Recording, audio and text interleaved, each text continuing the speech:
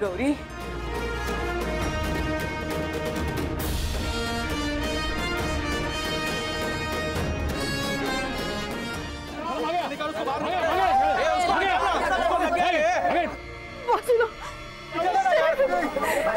उसको लेके जा.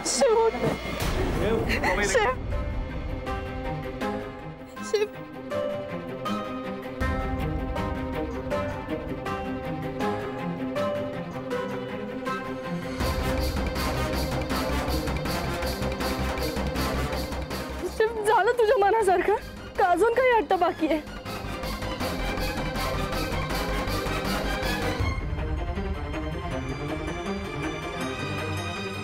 किती त्रास देणार आहेस मला अजून? माझा विचारही नाही केला काय सगळं करताना. तुला काय झालं असतं तर माझं काय झालं असतं?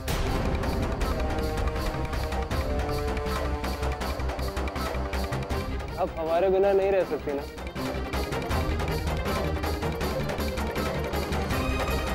जानते हैं हम. कळतंय ना मग तरी का केलंय? किती लागले तुला? रक्त वाहतंय.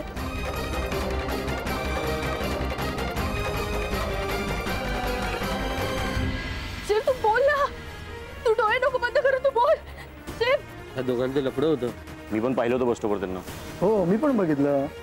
मराठी भैया मराठी भैया बोलत होते. बरं झालं तेवढं. ठीक आहे.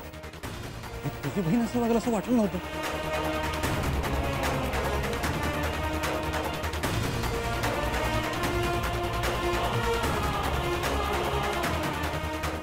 शिव तू बोल. बोलत राहा माझ्याशी. गौरी. शिव. गौरी.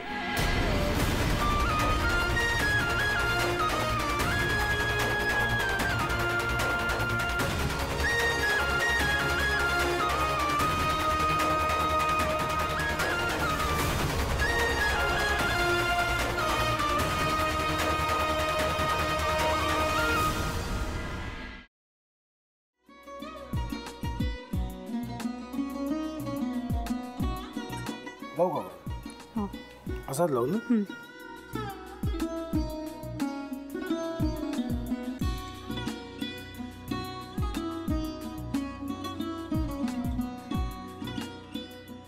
आता काय करायचंय? आता आपण ड्राय स्टफिंग दुसरं काय करणार आपण त्यात? आपण ह्याच्यात मेयोनीज न टाकता बाकीचे सगळे साहित्य टाकायचे. अच्छा हे सगळं. ऋतू माझा तर विश्वासच बसत नाहीये. म्हणजे अगं बहिणी आमचं लग्न व्हावं म्हणून किती प्रयत्न करत होते आणि ते सगळं करताना की शिवच्या आम्हाला माहिती पुरवते. नाही मला नाही वाटत. गौरी खूप चांगली असतो म्हणून तुला सगळं जगत चांगलं दिसतं. पण शिव उगाच बोलला असेल का? त्याच्यावर विश्वास नाहीये का तुझा? शिववर पूर्ण विश्वास आहे मी माझा. पण तो आता हे जे काही करतोय ना म्हणजे निशा बहिणी समोर त्या राधिका सोबत फिरण्याचं नाटक वगैरे ते त्याचा काही उपयोग होणार नाहीये. अगं असं कसं म्हणतो? अगं नीलिमा जतीन भाईंचा कॉल आहे. हो माहितीये. रिसीव कर ना. अगं बघ कट झाला. आता तू रिसीव केला नाहीस म्हणून ते मला करतील.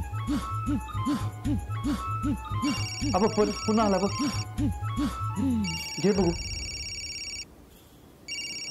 पण हे एक ना एक दिवस घडणारच होतं. आता मला कळलं तुम्ही 2 दिवस झाले काय सांगत होता ते. बनू हे संकेत असतात आणि हे ठरवून येत नसतात.